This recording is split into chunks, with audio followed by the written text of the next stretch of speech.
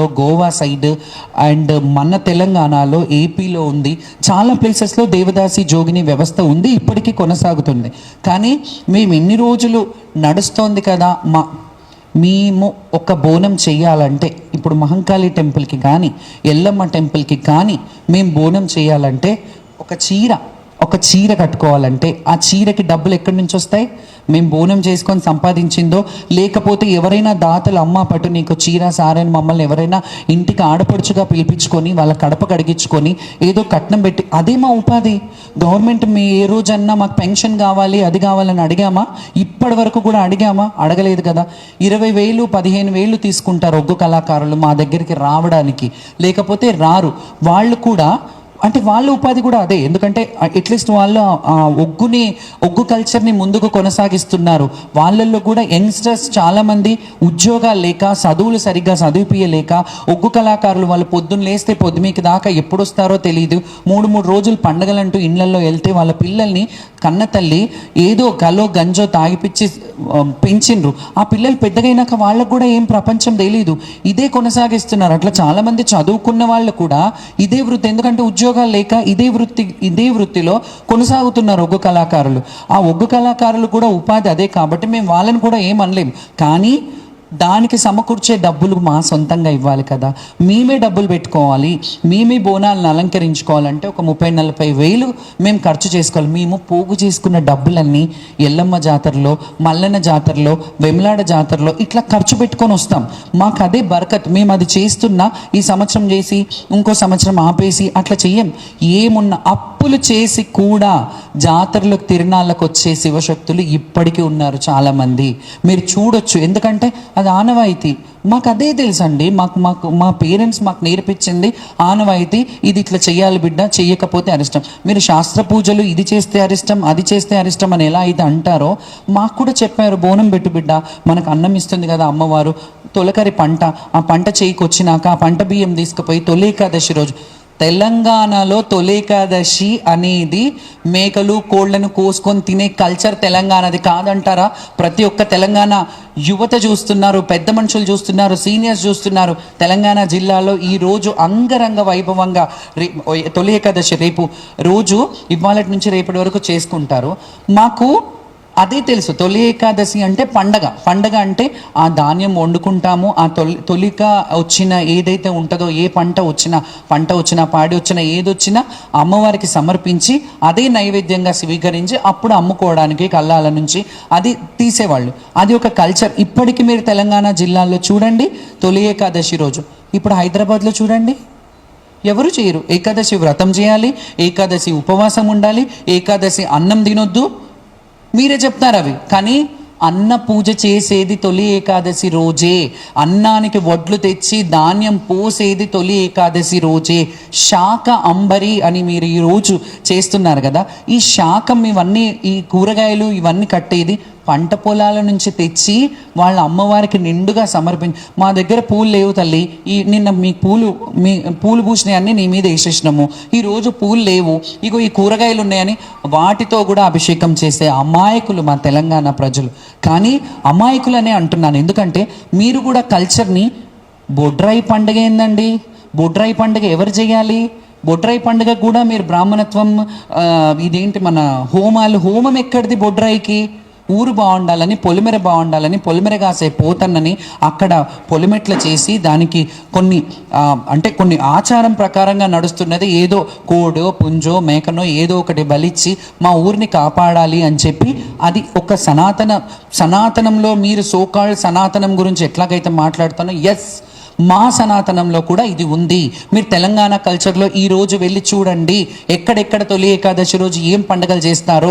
అన్నం వండకుండా ఉంటారా? అన్నం వండుతారు, అన్న పూజ, అన్న పండుగ చేస్తారు. ఈరోజు ఎందుకు కల్చర్ని మీరు డీవియేట్ చేస్తున్నారు? మీరు చేసేది మీరు చెయ్యండి, మా చేసేది మమ్మల్ని చేసుకొనియండి. పోషమ్మల మైసమ్మలకైతే మమ్మల్ని దూరం చేయకండి, మేము అదే కోరుకుంటున్నాం. ఒక పాట ఉంది, మన దాసనారాయణ గారు చాలా బాగా, విజయశాంతి గారు దానికి ఒక సినిమాలో రౌడీ దర్బార్ అనే దాంట్లో, పోషమ్మవో మైసమ్మవో పోలేరమ్మవో ఏ అమ్మవో కూసున్నవో కండ్లు మూసున్నవో తెల్వదాయే తల్లి మాయమ్మవో, మంచోడు వస్తాడు చెడ్డోడు వస్తాడు, వాడు గట్టిన బట్ట వీడు విప్పేస్తాడు, వీడు పాలు పోస్తే వాడు నీళ్ళు పోసి, ఎవరేమి చేసినా ఎవరేమి చెప్పినా చీమ కుట్టనట్టు కులకవు పలకవు అని అని ఒక సాంగ్ ఉంది అందులో. ఎంత అద్భుతం అండి అది. అంటే కల్చర్లో ఒక జోగినిని ఒక అమ్మవారిని ఇద్దరిని పోల్చి రాసిన పాట అది. జోగిని దుర్భరమైన జీవితానికి వాడొస్తాడు, ఆ దొరొచ్చాడు ఈ దొరొచ్చాడు. పటేల్ పట్వారి వ్యవస్థ లేదు ఓకే, బట్ అమ్మవార్లని మాకు కూడా దూరం చేస్తున్నారు కదా. ఇట్లా ఎందుకు చేస్తున్నారు? ఇది ఎందుకు వివక్షత?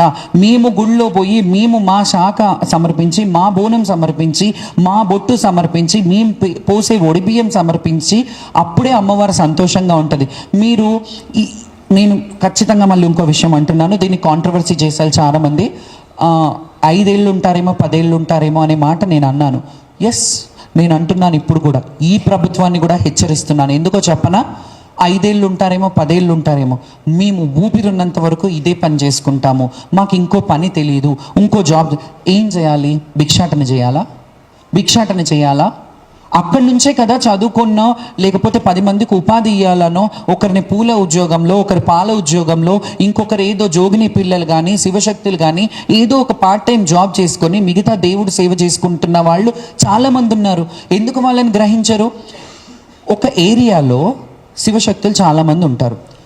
ఎందుకు మీరు శివశక్తుల ఏరియాలలో ఒక అమ్మవారి ఫండ్స్ అయితే తీసుకుంటారు కదా, ఆ ఏరియాకి ఆ శివశక్తిని మీరు ఒక గౌరవప్రదమైన లైఫ్ ఇచ్చి వాళ్ళని ఆహ్వానించి విఐపీలను పిలుస్తారేందండి? మీ ఏరియాకి కాపాడేది ఒక జోగిని, ఒక చంటి బిడ్డకి ఏమన్నా అవుతే, ఒక శివశక్తి పిల్లలకి ఏమన్నా అయితే దిష్టి తీస్తారు, జుట్టిరబోసి వాళ్ళకి దిష్టి తీస్తారు, దిష్టి మంత్రం వేస్తారు.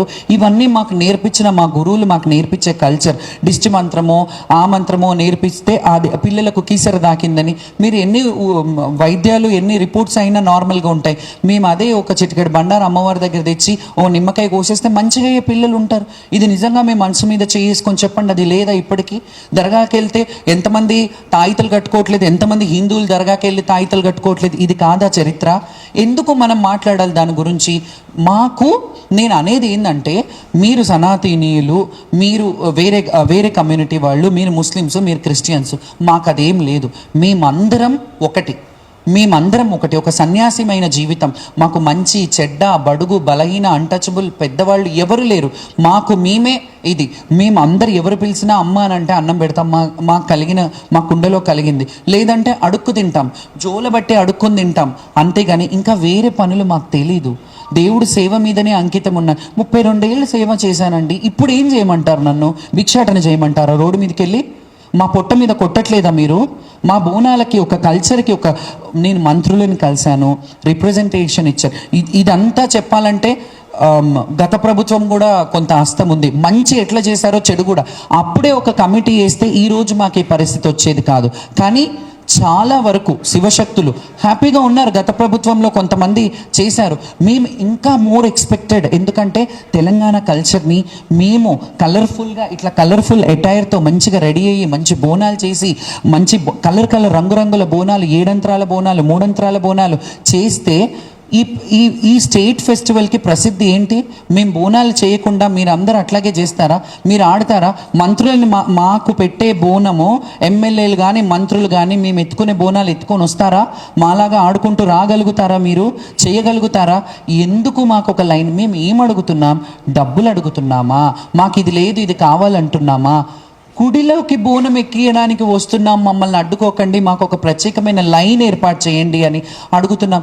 ఇంత దౌర్భాగ్యంకే తీసుకెళ్తున్నామా మనం? ఎక్కడ పోతుంది మన రాష్ట్రం? ఎక్కడికి వెళ్తున్నాం మనం? ఎందుకు ఈ వివక్షత?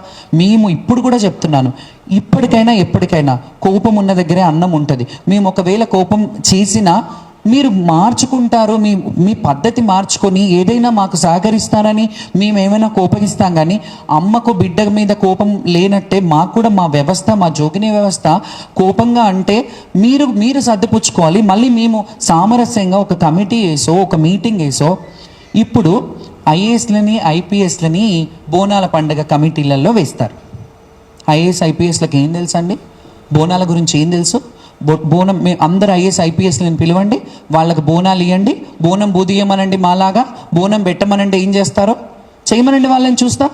వాళ్ళకి తెలియదండి. వాళ్ళని కమిటీలో వేస్తే వాళ్ళకి ఒక పోతన్నలని, ఒక కార్యక్రమ నిర్వాహకులు ఉంటారు కదా, చాలామంది ఓల్డ్ సిటీలో కానీ లష్కర్లో కానీ మన మన తెలంగాణ అంటేనే హైదరాబాద్తో అవినాభావ సంబంధం. హైదరాబాద్ ఒక హెరిడిటరీ మనకి. ఈ కల్చర్లో ఉన్న వాళ్ళు చాలామంది శివశక్తులు ఇక్కడ వాళ్ళు ఫెమిలియర్.